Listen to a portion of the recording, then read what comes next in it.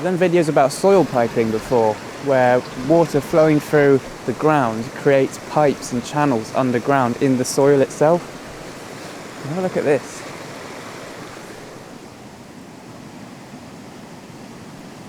There's water properly pouring out of the ground just here with quite some pressure.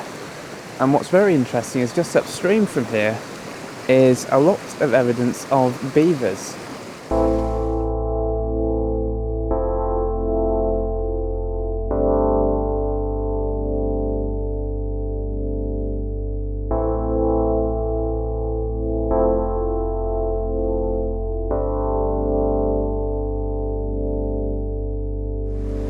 Most of the evidence looks something like this. You can see a tree that's been gnawed down. Something's gone in here and gnawed it down. You can see the sort of opposite shape on that bit. They've gnawed in here, and there's all this kind of wood material lying around. And there's so many trees all around here which have suffered the same fate. What you can also see is there's just water flowing through the forest all around. I mean, look how wet it is up in here.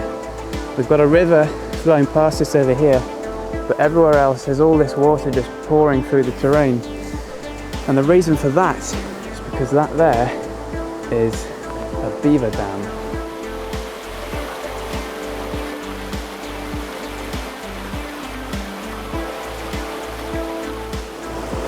There's the dam. You can see it's made with sort of bits of wood and bits of tree that they've knocked down. It goes all the way around that side as well. Over there. I think they normally build a dam to create a little pond which they can then have their little house in, which I think is called a beaver lodge. It's all pretty flooded around here. You can just see how much of an impact this beaver dam is having on the forest all around, like with the water just all the way through it, all the way around. So you can see the water absolutely powering around. This is basically part of the channel now.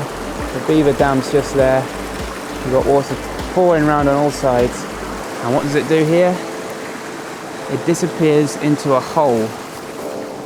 Now, I'm not sure for sure, but I highly suspect that that is a soil pipe. It's possible that just the fact that they've disrupted this river and caused this sort of flooding out into the forest over here, that they're actually forcing the production of soil pipes. Like here, for example. Okay, you look from here and you think the water's flowing past this rock and down that way. But then you look at this part of the rock, the water's flowing that way. So where is it coming from?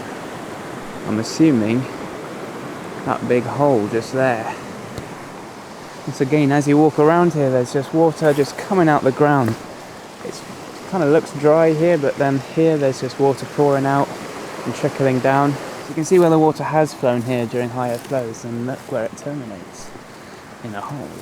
There's another hole there, so quite possibly the water as it's flowing around here is flowing into the ground and creating these soil pipes, maybe exploiting holes that already exist in the ground.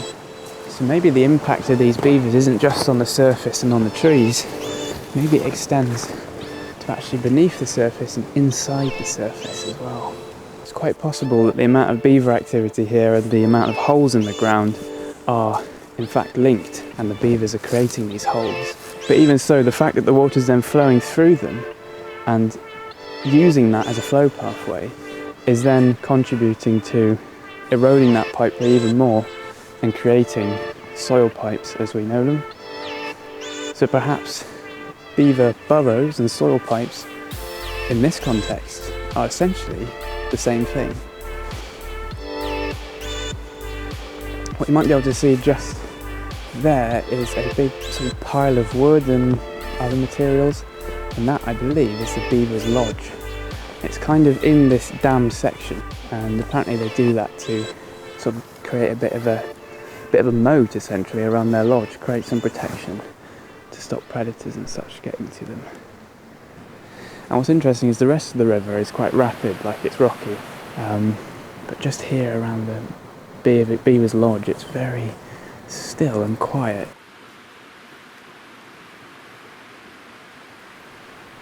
basically a little house. The beavers have built themselves a little house. They've made themselves a dam to create a nice pond with nice, still, quiet water.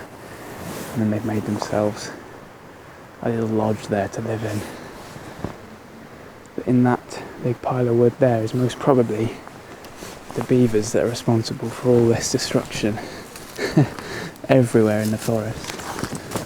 Look at this one, he's been gnawed in several places, this one. Well, there's still lots of evidence of beaver activity. All the bark off that one's been stripped off. Look at that. Some kind of goo on that tree. It does look like, with the amount of holes there are absolutely everywhere around here, the beavers must have something to do with it, whether they're digging it themselves, whether it's just the overflowing water from their dam that's just creating these holes in the ground. Either way, just amazing to see the widespread impact that these beavers are having on this little bit of forest. I suppose it must be how beavers feel when they sort of walk through towns and cities that we've made. You know, think about the impact that we have.